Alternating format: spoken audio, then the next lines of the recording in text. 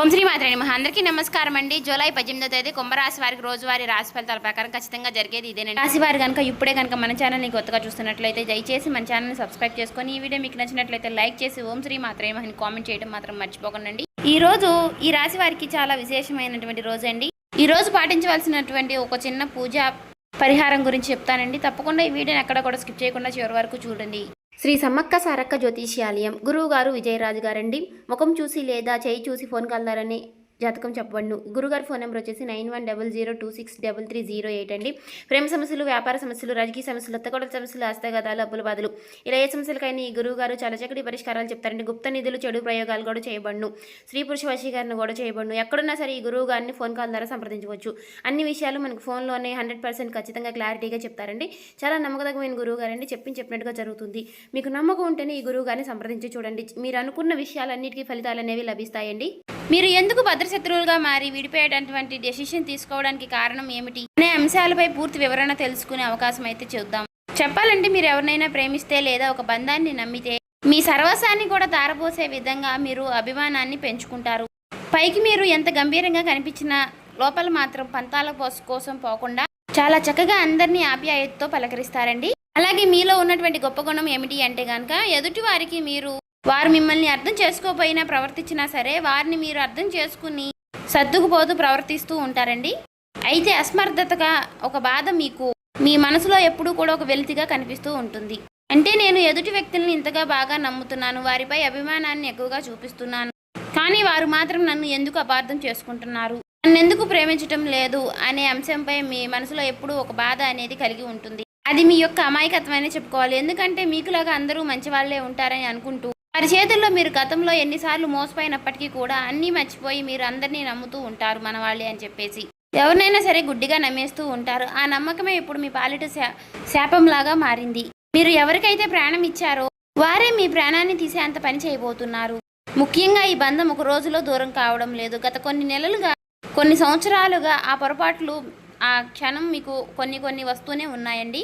తరచు మీరు గమనిస్తూ ఉన్నప్పటికీ కూడా ఆ బంధాన్ని మీరు దూరం చేసుకోవడం ఇష్టం లేక తరచు మీరే సర్దుకుంటూ వెళ్తున్నారు.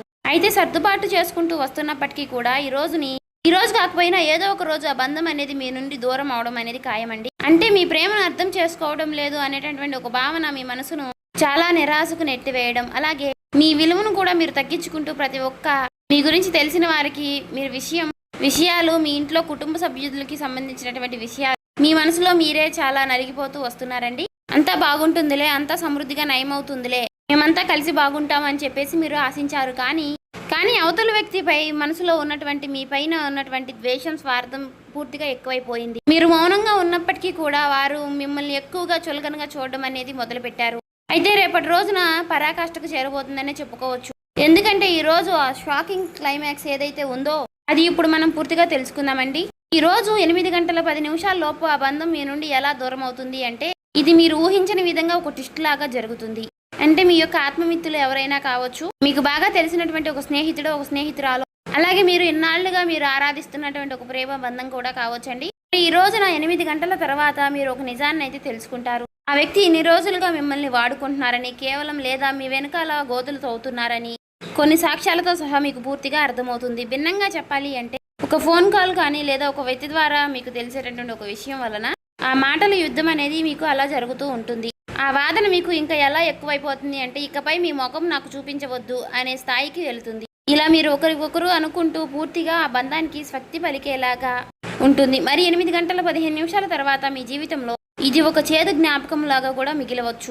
ఎందుకంటే మీరు ఇన్ని రోజులు కూడా చాలా భరిస్తూ వచ్చారు. ఈ రోజు కాకపోతే ఏదో ఒక రోజు వారిలో మార్పు వస్తుంది అనే విషయంలో మీరు బలంగా నమ్మారండి. కానీ మీ కృషిని మీరు ఇన్నాళ్లుగా చాలా ఓర్పుగా గ్రహించారండి. కానీ వారు మాత్రం మీకు వారి వైపు నుంచి ఎటువంటి విలువ ఇవ్వడం లేదండి. ప్రతి విషయంలోనూ కూడా వారు మిమ్మల్ని ఏదో ఒక విధంగా కిందకి లాగాలనే చూస్తున్నారు. కానీ మీరు మాత్రం తట్టుకోలేకపోయారు. అయితే దీనికి కారణం కూడా లేకపోలేదండి.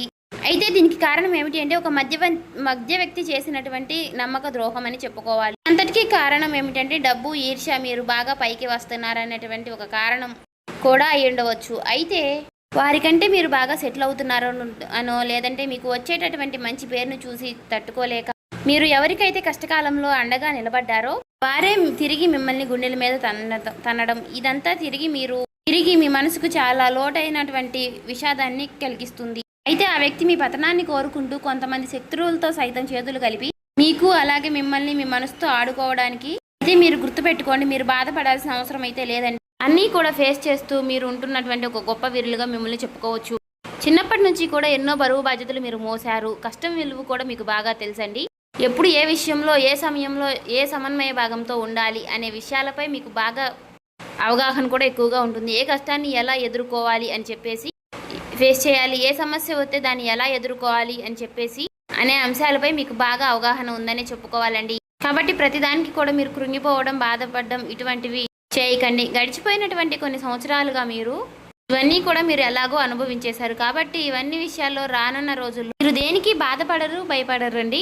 మీకు అత్యంత ప్రేమకరమైనటువంటి బంధాలు చాలా మీ చుట్టూ ఉన్నప్పటికీ కూడా వారిలో ఎక్కువ ప్రేమకరమైనటువంటి బంధాలు ఎవరు అని చెప్పేసి వారిలో మీరు తెలుసుకోలేకపోతున్నారండి. గుడ్డిగా కొంతమంది వ్యక్తుల్ని నమ్మి వారి నిజమైన ప్రేమ లేదా అని తెలుసుకోలేక వారితో మీరు అందరూ నా వాళ్ళే అని చెప్పేసి ఎక్కువగా వారిపై మీరు ప్రేమ అనుభూతులు కురిపిస్తూ ఉన్నారు. వారి మీద ఒక నమ్మకాన్ని కలిగి ఉంటున్నారు. కానీ ఈ రోజున మీరు వారి వలన కొన్ని ఎదురు దెబ్బలు తినే అవకాశాలు అయితే కనిపిస్తున్నాయండి. వారి వలన కొన్ని సమస్యలు ఫేస్ చేయాల్సినటువంటి అవకాశాలు అయితే కనిపిస్తున్నాయండి. కాబట్టి ఇకనైనా మీరు గుర్తుంచుకోండి, మానసికంగా మీరు చాలా స్ట్రాంగ్గా ఉండండి. ఒంటరితనాన్ని ఎక్కువగా ఇప్పటి వరకు చాలా అనుభవించారు. కానీ అయినప్పటికీ కూడా ఒక మాటలో చెప్పాలంటే ఒంటరితనమే చాలా గొప్పతనం అండి. ఎందుకంటే ఒంటరిగా ఉంటేనే ఏ బాధలు ఏ సమస్యలు కూడా మనల్ని ఏమీ చేయలేవు. కానీ ఆ బాధలు కలిగించేటటువంటి కొన్ని లాభ నష్టాలు కూడా ఈ రోజున కనిపిస్తున్నాయండి. కానీ కొంతమంది వ్యక్తుల్లో మనసులో విషాన్ని పెట్టుకుని పైకి మాత్రం ప్రేమ వలకపోస్తూ మాట్లాడుతూ ఉంటారు. ఇటువంటి వారితో మీకు ఉన్నటువంటి ప్రేమానుబంధాలు తెగతింపులైతేనే మంచిది. కాబట్టి ఇది పెద్దగా మీకు నష్టమైతే కానే కాదండి, ఉపకారమే ఆ భగవంతుడు మీకు చేయబోతున్నాడు.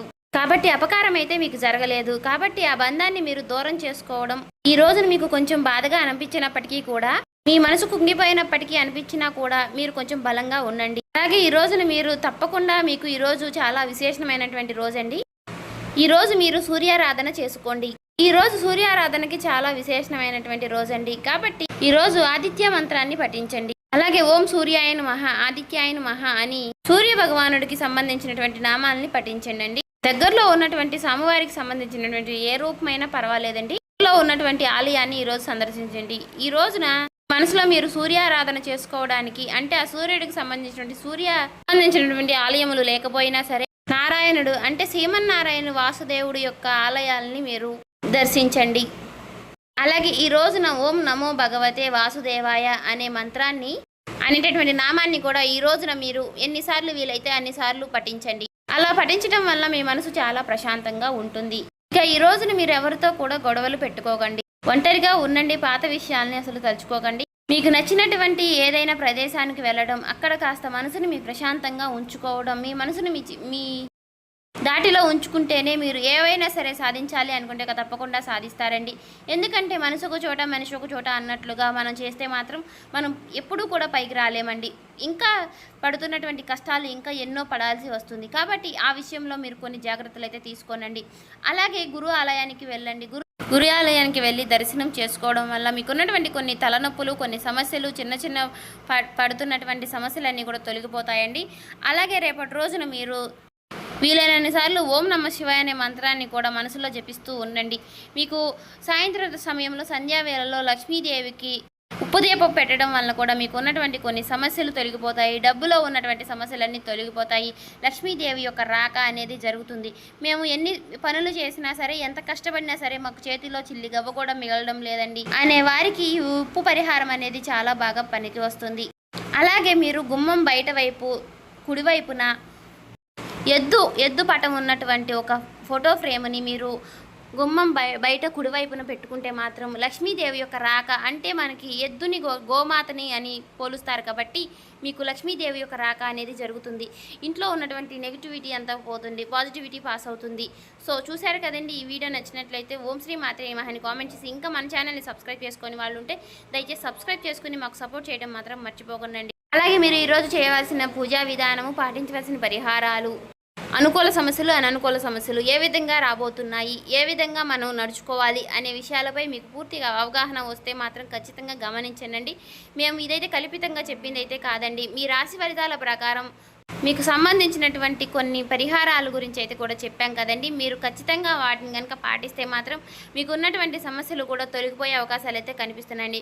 ఒకే మొత్తంలో మనకి పెద్ద ఆస్తులు వచ్చి పడాలి, పెద్ద డబ్బు ధనాలు వచ్చి పడాలి అనుకుంటే మాత్రం అవ్వదండి. ఏదైనా సరే మనం కష్టపడే కొద్దిగా మనకు చేతికి వచ్చే అవకాశాలు కనిపిస్తాయి. కాబట్టి మనం తక్కువ కష్టపడి ఎక్కువ సంపాదన రావాలి, ఎక్కువ మనం ధనవంతులు అయిపోవాలి అనుకుంటే మాత్రం కుదరదండి.